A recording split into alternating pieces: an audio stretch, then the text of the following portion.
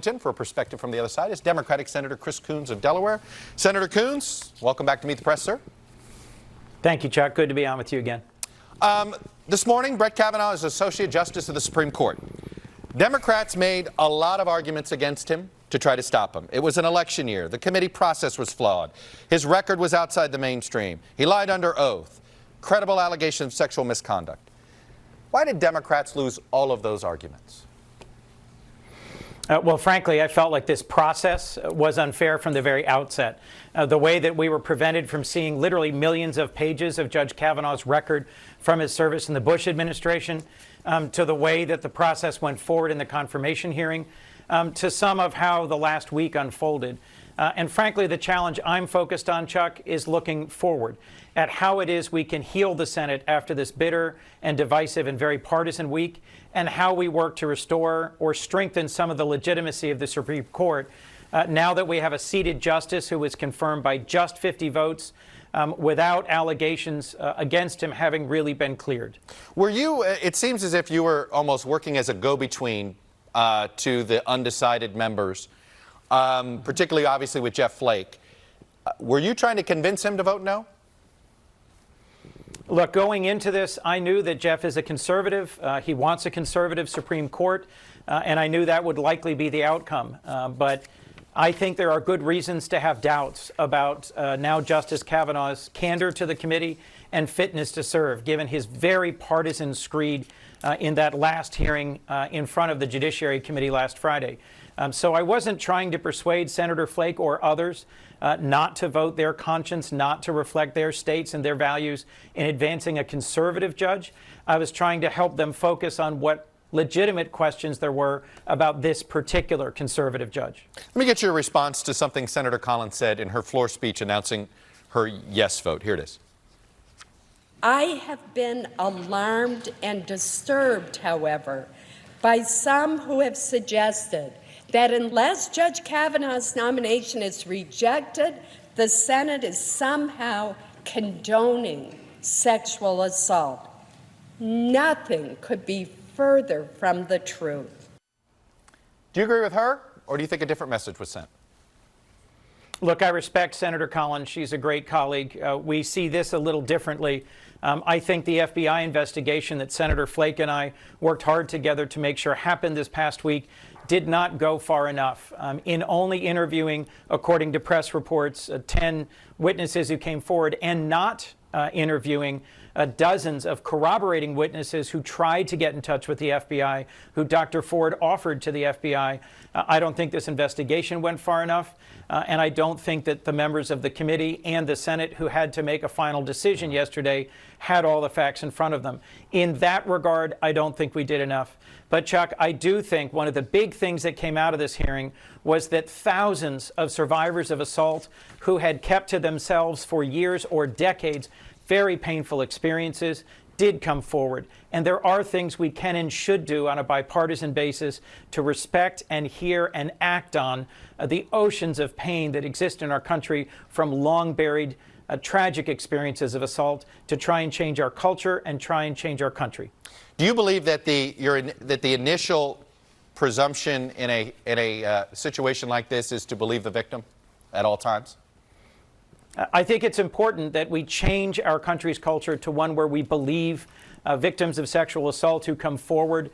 That wasn't the case for most of my life. Most victims of sexual assault didn't come forward because they thought they would be shamed or ridiculed and ultimately disbelieved. I think one of the biggest tragedies of this past week was to watch the President of the United States publicly mocking and ridiculing Dr. Ford. His initial response, which was to say that her testimony was credible and compelling, was where he should have stopped. But to instead turn it into a campaign rally event where he was mocking her, I think really brought this entire conversation down and really was a low mark in his presidency. But you went a little bit further than what others had said. You know, many backing now Justice Kavanaugh said he ought to be treated as if he's innocent until proven guilty.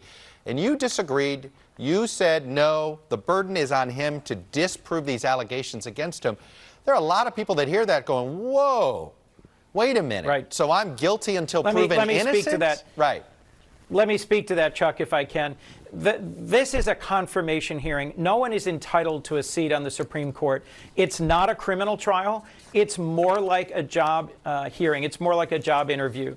The president has a whole series of credentialed and qualified conservative judges from among whom he could choose to put someone forward to the Senate of the United States for confirmation. So if there are credible allegations against this particular nominee, and if this particular nominee in his confirmation process conducts himself in ways that there are real questions about candor, partisanship, fitness, then I think it's appropriate for the committee or the Senate to say perhaps a different nominee is the right one. If you're considering someone to be, say, president of a university, CEO of a company, the host of a Sunday show, and there are credible allegations against them, it would make sense to step back and try and investigate them to see if you can resolve them. That's why I was thankful that my friend Senator Flake took a tough step last Friday and asked for an FBI investigation. Let me get you to respond to something Senator Kennedy said to me earlier this week about when he believed things changed in this whole Kavanaugh debate. Take a listen. I think this process changed dramatically when Mr. Avenatti entered the picture. I think a lot of people, including many of my Democratic colleagues, felt like then at that point we had gotten into the foothills of preposterous. He was referring to lawyer Michael Avenatti, who is thinking about running for president, who ended up representing somebody whose allegations have not been seen as credible as the other two allegations. Do you agree with his political assessment there that the Avenatti's entrance into this sideshow sort of diluted everything? Well, I certainly like Senator Kennedy's turns of phrase. The foothills of the preposterous is going to end up being a memorable phrase. I do think that he's correct that there was a widespread response, certainly on the Republican side, that these were not credible allegations. I tried to focus my questioning of Judge Kavanaugh on issues that were directly related. First, to his judicial philosophy, his extreme views on presidential power and individual liberty, and ways in which I'm convinced he'll overturn Justice Kennedy's most important recent decisions, and then to focus on issues of fitness and candor. So I do think what was important about the last few weeks was trying to find a bipartisan focus on facts. And the larger question, Chuck, here is how do we move forward? How do we heal the divisions in the Senate? So I take it, if you're talking that way, the House Democrats that are talking about reinvestigating Kavanaugh, if they get control of the House, possibly looking at impeachment, what do you make of those pledges coming from some House Democrats? I think that's premature. I think, frankly, we are just less than a month away from an election. Folks who feel very strongly, one way or the other, about the issues in front of us should get out and vote and participate.